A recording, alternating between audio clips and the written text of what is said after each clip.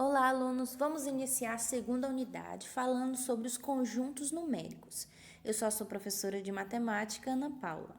Os conjuntos numéricos nada mais são do que os conjuntos que a gente estudou utilizando números, certo?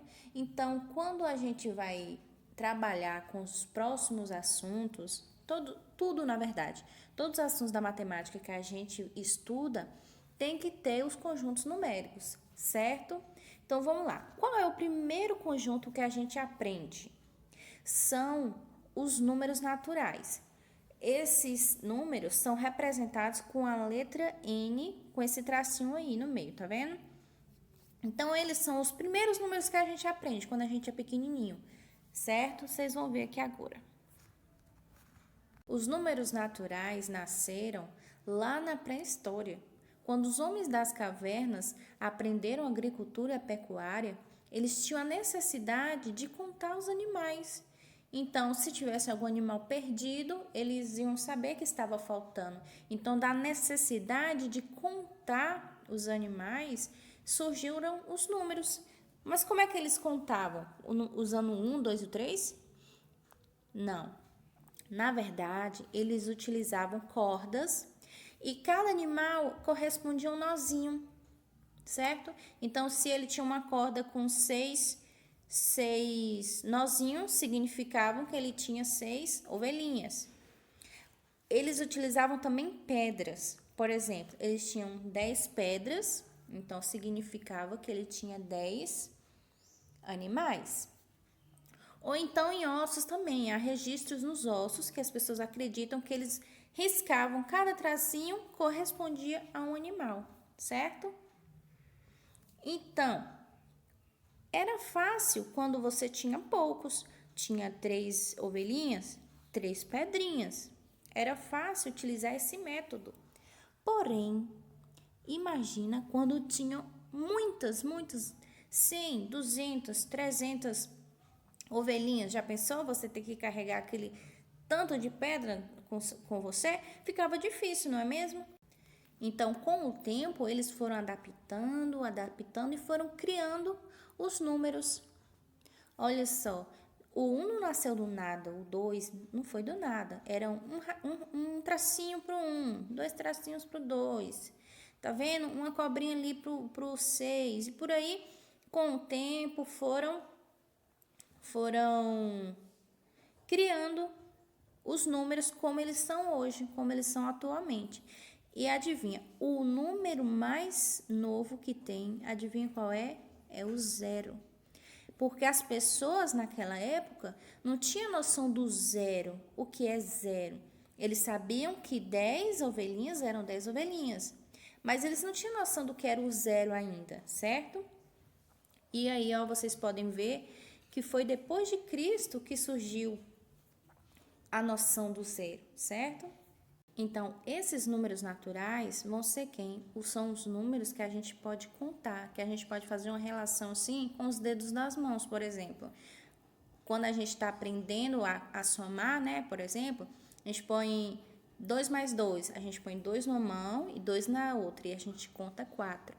Então, quando a gente tem essa comparação, a gente pode contar nos dedos os números naturais. Por exemplo, aí, 3 árvores, 6 gatinhos, 13 objetos escolares. Então, são números que a gente pode ver na natureza facilmente, né? Representação. A gente representa o conjunto dos números naturais, como eu falei, com essa letra N, certo? Começa sempre pelo 0 e até o infinito. Nesse meu caso aí, eu fiz 0, 1, 2, 3, 4, 5. Mas tem o 6, o 7, o 8. Não tem como eu escrever todos os números naturais.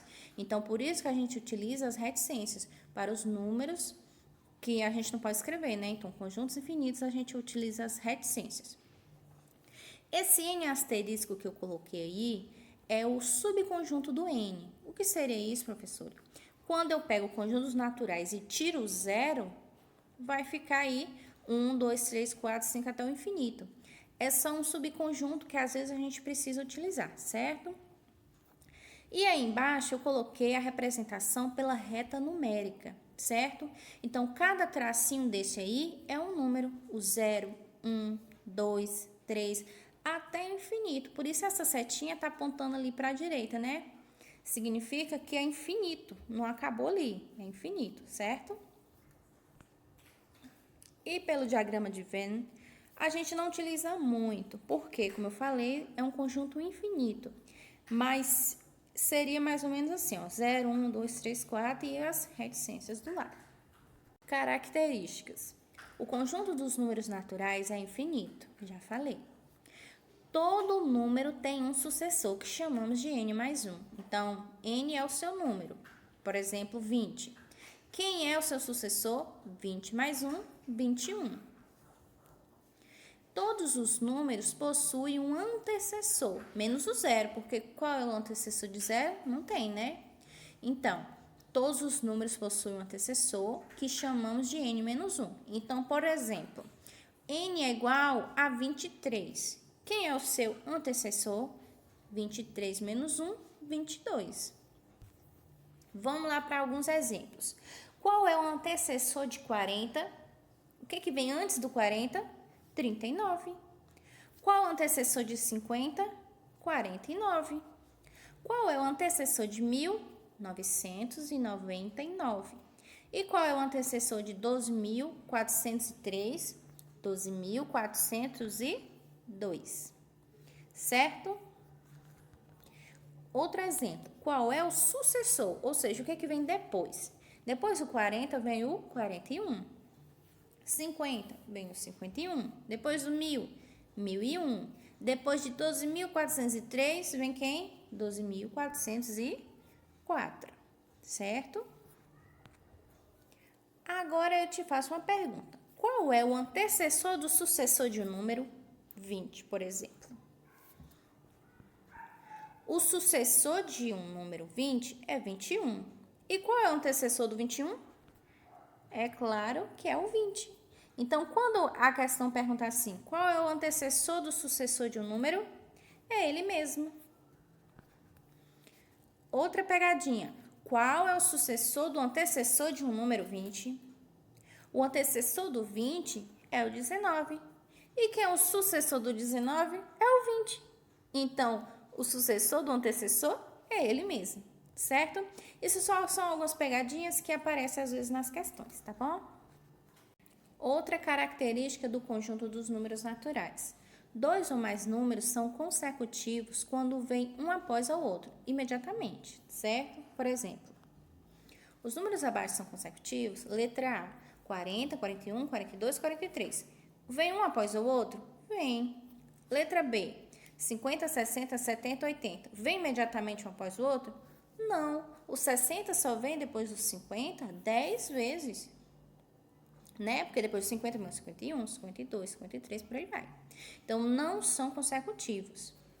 Letra C, 1000, 1001, 1002, 1003. São consecutivos? Sim, vem um após o outro, não é mesmo? E letra D, 403, 404, 406. Olha só. 403 e 404 são consecutivos, mas o 406 não, porque para chegar no 406 eu tenho que andar 2 vezes, não é mesmo? Então, tá aí a resposta. O conjunto dos números naturais é infinito e ordenado. Ou seja, tem uma ordem aí, certo? Que ordem é essa? Dados dois números naturais distintos, ou seja, diferentes, porque se eu pegar dois números, 4 e 4, por exemplo, 4 é igual a 4, certo? Então, se eu pegar dois números diferentes, o A tem que ser maior que o B, ou então o A tem que ser menor que o B. Como assim, professora? Vamos para o exemplo que vocês vão entender rapidinho. 4 e 3. 4 ou é maior ou é menor do que 3. 4 eu sei que é maior do que 3. 5 e 7. 5 é menor do que 7. 9 e 4. 9 é maior do que 4. E 6 e 0. 6 é maior do que 0. Certo? Então, lembre, esses símbolos a gente vai utilizar bastante, tá bom? Vamos falar agora sobre os números inteiros, certo? Quando é que surgiu esses números inteiros, professora? que existiam os naturais, as pessoas podiam contar nos dedos ali os números e pronto. Por que surgiu esses números inteiros? Em que necessidade? Necessidade quando era frio demais, imagina só, quando tá tão frio que é abaixo de zero, olha só. Sabe quando você tá devendo a uma pessoa, mas você não tem R$1 no bolso? Então, como é que eu represento isso matematicamente? Certo? Esses números que estão abaixo de zero, esses números a gente vai representar utilizando os naturais, só que com menos na frente, certo? Só que tem que prestar atenção. O conjunto dos naturais está crescendo para a direita. Deixa eu riscar aqui. Ele está crescendo para a direita, tá vendo? Então, sempre aqui, com os inteiros, também está crescendo, tá bom? Só que, daqui para cá, quando eu pego sim, ele está decrescendo. Então, os números parecem que são maiores, ó, -1, -2, -3, 1, 2, 3, 4. Tá vendo que tá parecendo que tá aumentando? Não, mas está diminuindo, certo? Então, quando eu tô falando dos números inteiros, vai ter a parte que cresce para infinito e vai ter a parte que cresce para o menos infinito. Então, vai ter uma parte que está crescendo muito, muito, muito e vai ter uma parte que vai estar diminuindo, certo? Então, prestem bem atenção nesses números que a gente vai utilizar bastante. É o conjunto dos números inteiros e a gente representa por essa letrinha Z aí, tá bom? Como é que a gente representa na reta numérica? A gente representa da seguinte forma: a gente traça uma reta, tem que ter um infinito para lá e infinito para cá, tá bom? Porque são infinitos. Então, temos cada pontinho desse é um número do meu conjunto, tá bom? E no diagrama de Venn, a gente pode colocar aí o conjunto dos números naturais aqui dentro, tá vendo? Por quê? Porque o conjunto dos inteiros tem a parte negativa, mas também tem a parte positiva. Olha lá, tá vendo? Tem as duas partes, não é só a parte negativa, tá vendo? Então, quando a gente vai fazer o diagrama de Venn, a gente pode colocar o número dos naturais lá dentro, certo? Quais são os subconjuntos de Z? Primeiro deles é o Z asterisco, né? A gente pega todos os números inteiros e tira o zero. Esse é o primeiro subconjunto de Z. Outro subconjunto é o Z+. Quando a gente tira o número dos inteiros, o Z+, olha só, quando você tem aqui os inteiros, certo? E você tira esses que são negativos, vai ficar só os positivos, tá vendo? Então, o Z+, vai ser todos os números positivos. Eu posso dizer também que o Z+, é igual ao conjunto dos números naturais, tá bom? E o Z- vai ser o quê? Vai ser o contrário. Você pega o Z todinho e tira os positivos, tá vendo? Então, fica todos os negativos e o zero, tá bom? O zero é um elemento neutro, ele vai estar nos conjuntos, todos os conjuntos, a não ser nesse aqui, que a gente tira especificamente só ele, tá bom? Característica dos números inteiros. O conjunto dos números inteiros é infinito, a gente já viu, né? Já percebeu. Todo número tem um sucessor que chamamos de n mais 1 e todos os números possuem um antecessor que chamamos de n menos 1. Igual ao conjunto dos números naturais, né? Eles têm antecessor e sucessor menos o zero. Já que o zero vai ter um antecessor, né? Quem vai ser o antecessor do zero? O menos 1. Então, se você olhar lá na reta aqui, ó, quem é que vem antes do zero? O menos 1, certo? Então, os inteiros tem, nos naturais ele não tem. Então, pergunta, qual é o antecessor de 40? Quando você olha o 40, quem vem antes do 40? 39, essa é fácil. Agora, quando você está ao menos 50, o que vai vir antes do 50? O menos 51, certo? O que vem antes do menos 50 é o menos 51, porque vai ser mais, menos 50 menos 1.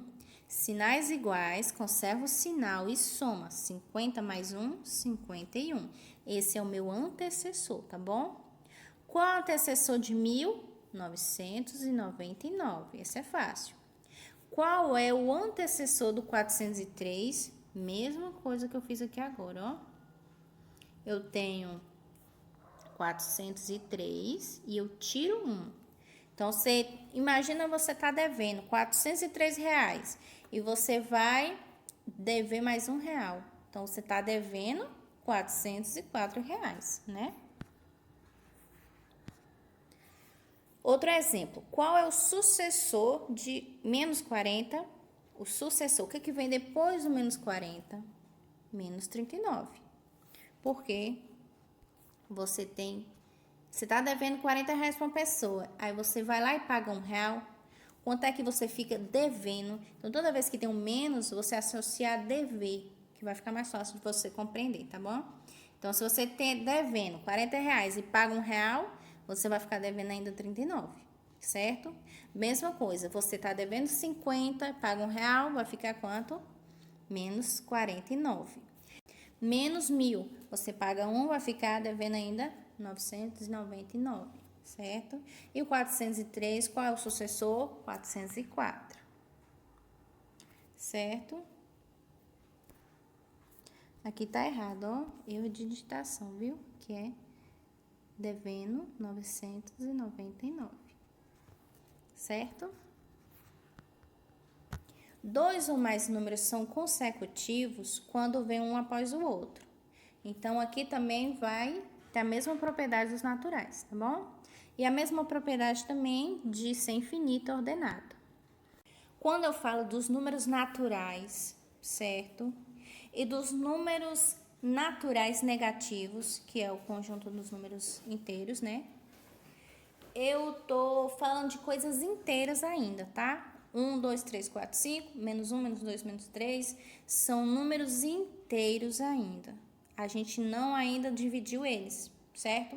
Então, quando a gente faz essa divisão, não é mais inteiro, é racional. Não entendeu? Mas você utiliza isso todo dia, certo? Quando você pega R$ 1, é a minha unidade, é R$ 1, certo? Aqui no Brasil a gente utiliza R$ 1. Nos Estados Unidos é o dólar, $1. Então, quando a gente está falando de R$ 1, é o meu dinheiro todo, é meu inteiro, certo? R$ 2 é um valor inteiro. Agora, quando eu pego 49 centavos, o que é 49 centavos? 49 centavos é metade de R$ 1 e tira ainda 1 centavo, tá vendo? Então, essa fração, essa divisão do R$ 1, certo? Quando eu fracionei isso, antigamente não existia isso, porque era só números inteiros. Então, surgiu a necessidade de criar um novo conjunto, o conjunto dos números racionais. Por exemplo, o peso. É difícil alguém pesar 72 quilos certinho, não é? É difícil. Ela geralmente pesa 72 e 200 gramas, não é mesmo? Quando você vai na balança, fica assim, ó, 28,4, por exemplo. Então, é muito difícil dar o valor assim exato, né? A altura, por exemplo, quando você fala 1,60 m, a unidade é o metro. Quando você coloca 60 centímetros, não é mais inteiro, um número inteiro. Não é 1, nem é 2, é 1,6, certo? E uma pizza, você comprou uma pizza e quer comer com outra pessoa.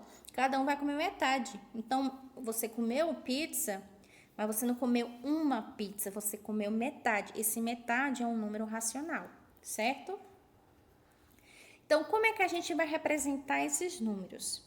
Se metade pode ser que nem eu falei, metade é um número racional. 0,3 é um número racional.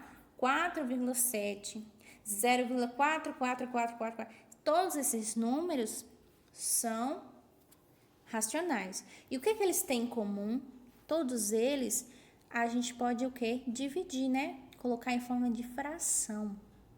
Então, quando eu coloco um número em formato de fração, ele vai ser um número racional, certo? Mas a gente tem que observar bastante. Essa minha fração aqui não é qualquer fração, gente. Esse meu A tem que ser lá do conjunto dos meus inteiros, certo? Qual número pode ser esse A? -1, -10, 5, 0, certo? Mas o meu B não pode ser 0. Então, por isso que ele tá aqui, ó, Z asterisco, tá bom? Então, quando eu faço uma divisão, eu não posso ter o denominador zero. Por quê? Porque é impossível eu dividir uma coisa por zero, certo? Então, aí a gente tem que utilizar sempre o B asterisco, certo? E pelo diagrama de Venn, professora? Pelo diagrama de Venn, a gente pode representar mais ou menos assim, ó. O conjunto Q tem dentro dele todas as minhas dízimas periódicas, todas as minhas frações com números positivos ou negativos, tá vendo? E no conjunto Q, E no conjunto Q vai ter o conjunto dos números inteiros. E no conjunto dos números inteiros também tem o conjunto dos naturais, tá bom? Então, quando eu digo 4 pertence ao conjunto dos racionais, pertence. Pertence aos inteiros? Pertence. E pertence aos naturais? Pertence também, certo? Então, qualquer número que pertence aos racionais pertence aos inteiros? Não, porque ó, aqui ó, 0,2 não pertence aos inteiros. Mas se eu falo o contrário, qualquer número que pertence aos naturais pertence aos racionais? Sim. Eu tenho aqui ó, o 4, né? O 4 está dentro dos naturais, está dentro dos racionais e está dentro dos racionais. Prontinho, aprendemos todos os conjuntos mais utilizados, que é os naturais, os racionais e os inteiros, né? Então, esses conjuntos são os mais utilizados, vamos assim dizer. Agora, vamos estudar o conjunto dos números irracionais. Como foi que ele surgiu, professora? Olha só, quando você tem um terreno, certo? E vamos dizer que ele tem 81 metros quadrados. E você quer saber quanto cada lado mede. Você vai fazer que cálculo? Você vai fazer a raiz quadrada de 81. Qual a raiz quadrada de 81? 9. Ou seja, cada lado mede 9. Então, 9 vezes 9, 81. Achei, fiz meu cálculo facinho, certo? Aí, agora, você tem outro terreno. O terreno agora mede 45 metros quadrados. Aí, eu te pergunto, quanto mede cada lado do seu terreno? Aí, você vai na calculadora. Olha só o número que deu. 6,708203,9. Então, esses números que não são representados por dízimas periódicas, certo? Não são representados por frações. Eles são chamados de conjunto dos irracionais. Outro exemplo de número irracional, professora, são as circunferências. Toda vez que a gente tem uma circunferência e divide o comprimento pelo diâmetro, vai dar sempre esse número aí, ó, 3,1415926, e por aí vai, infinitamente. Esse pi aí é infinito, certo? Então, esse número aí, ele é o pi. Toda vez que a gente, qualquer circunferência que você pegar, dividir o comprimento pelo diâmetro, sempre vai dar esse valor aí, certo? Então, por isso que ele é um valor tão assim especial. E como é que a gente vai representar esse conjunto, professora? Não tem como representar ele. Por quê? Não tem uma representação assim concreta. Por quê? Porque ele não tem ordem, certo? Ele está isolado, ele não está ali contido, ele não é um subconjunto do Q. Ele está isolado, tudo que não for Q é ele, certo? Aí você pensa assim, ô professor, e a gente vai deixar desse jeito? Os conjuntos assim soltos? É assim a representação? Não. Por causa disso, surgiu um novo conjunto. Os números reais são todos os números que pertencem ao Q ou pertencem ao I, certo? Ou seja, eu pego os conjuntos dos números racionais e o conjunto dos números irracionais. Presta atenção, eu não vou pegar esse conjunto e jogar aqui, não. Não é isso. O conjunto dos irracionais e racionais não tem nada a ver com o outro. Na verdade, eu vou criar um novo conjunto que vai ter um e vai ter o outro, certo? E não se enganem achando que um conjunto é maior que o outro. Não, isso são só representações, porque todos eles são conjuntos infinitos, tá bom? Então, nós finalizamos por aqui por hoje, tá bom? Na próxima aula, a gente vai estudar intervalos e funções. Funções vai ser um assunto que vocês vão ouvir muito ainda, tá bom? Se quiser seguir o livro, vai ser da página 26 até a 35 que a gente estudou até hoje, tá? E não deixem de fazer a atividade. A atividade eu vou passar nos próximos slides e vocês vão estar copiando no caderno, respondendo e mandando foto para mim.